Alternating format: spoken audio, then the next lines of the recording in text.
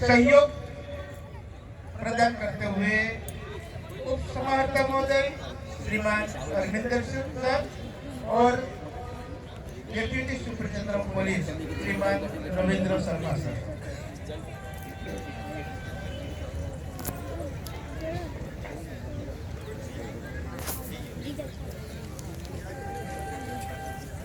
Group दिखाइए समय कैसे ओके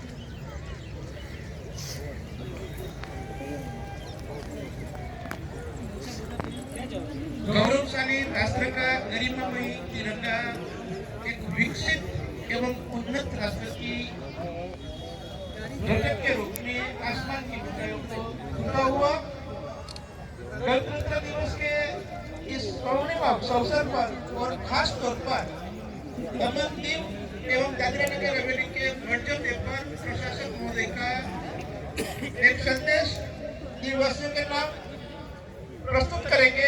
दीव जिला समाहर्ता महोदया श्रीमती सलोनी राय साहिबा।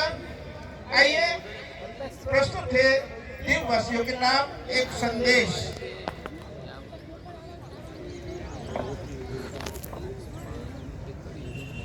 पुलिस अधीक्षक, दीव नगर पालिका के अध्यक्ष, दीव जिला पंचायत के अध्यक्ष, दमन एवं दीव के स्वतंत्रता सेनानियों, चुने हुए जनप्रतिनिधिगण, गणमान्य नागरिकों, अधिकारीगण, व्यापारीगण, पत्रकारगण, देवियों एवं सज्जनों और प्यारे बच्चों, भारत के 71वें गणतंत्र दिवस के अवसर पर समस्त दीववासियों को मैं हार्दिक बधाई और शुभकामनाएं देती हूँ।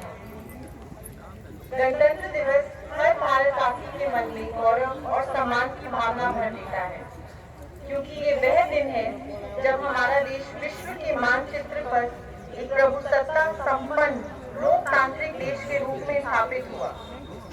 भारत का संविधान विश्व का सबसे लंबा लिखित और सर्वश्रेष्ठ संविधान है।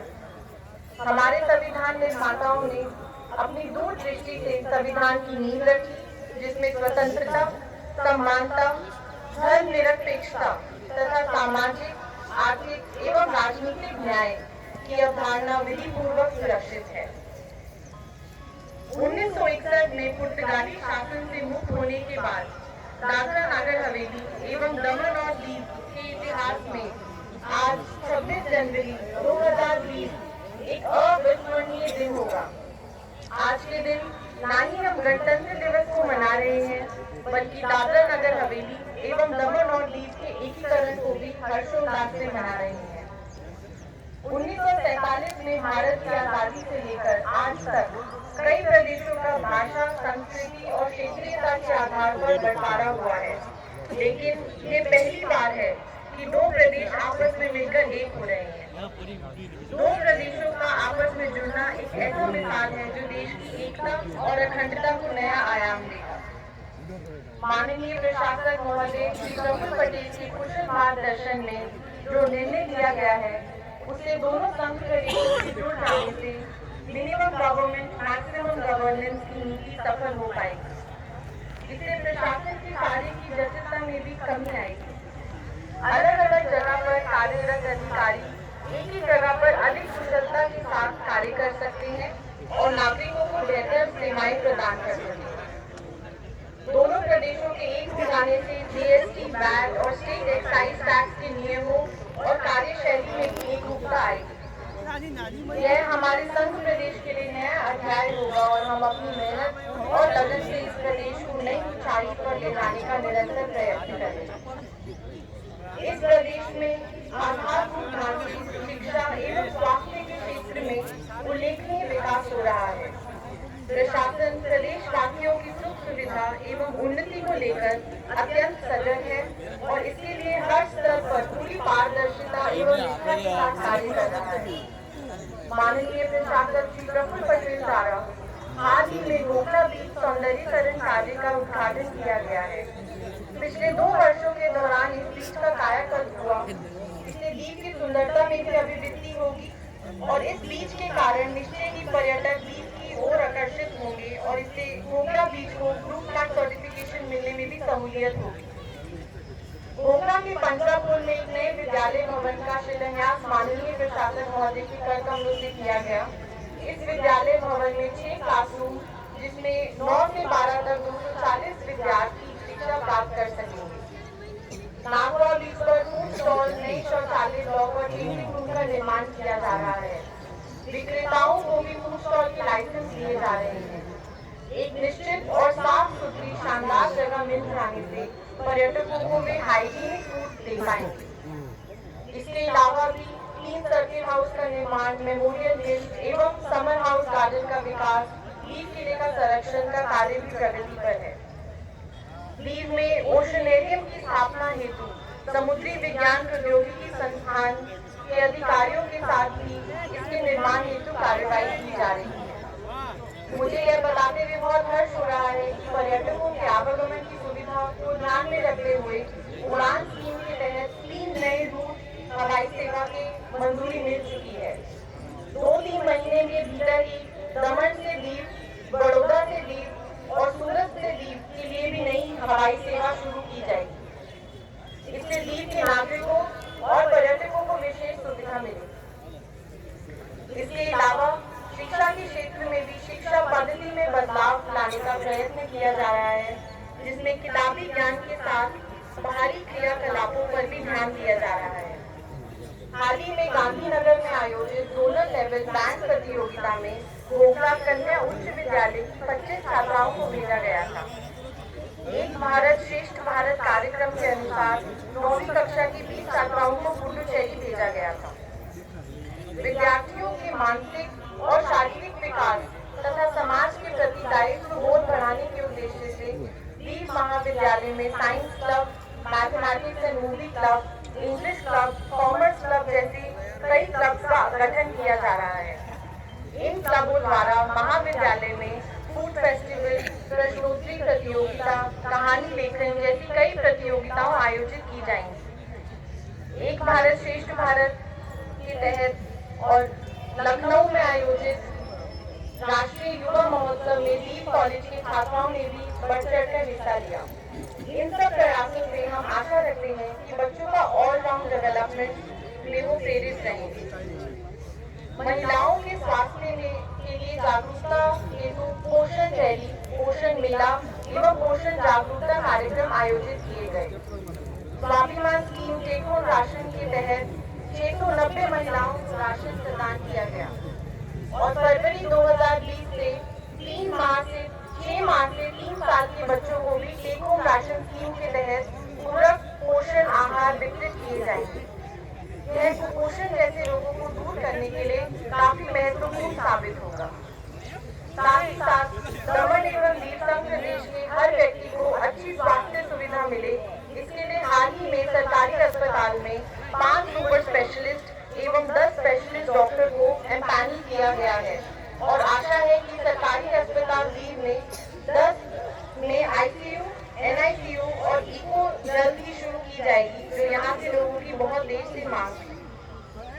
सूर्योदय आवास योजना के तहत गुजरवाड़ा में 36 लाभार्थियों के लिए सस्ते घरों का निर्माण, वनकपारा में एक गोमती माता एवं वनकपारा गांव में आधुनिक शौचालयों का निर्माण, सरकारी उच्चतर माध्यमिक विद्यालय वनकपारा में वॉलीबॉल एवं बास्केटबॉल मैदान का निर्माण और आदर्श ग्राम स्कीम के तहत जिला पंचायत क्षेत्रों में अन्य कई कार्य भी प्रगति पर हैं।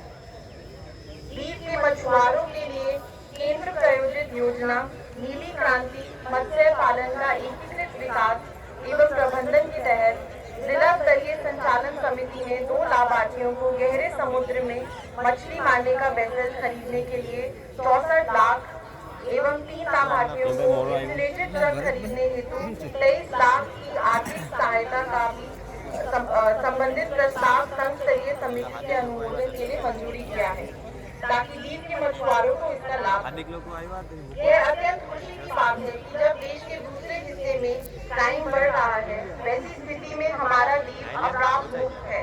द्वीप के लिए यह गौरव की बात है। इसका श्रेय द्वीप की जनता और पुलिस को जाता है।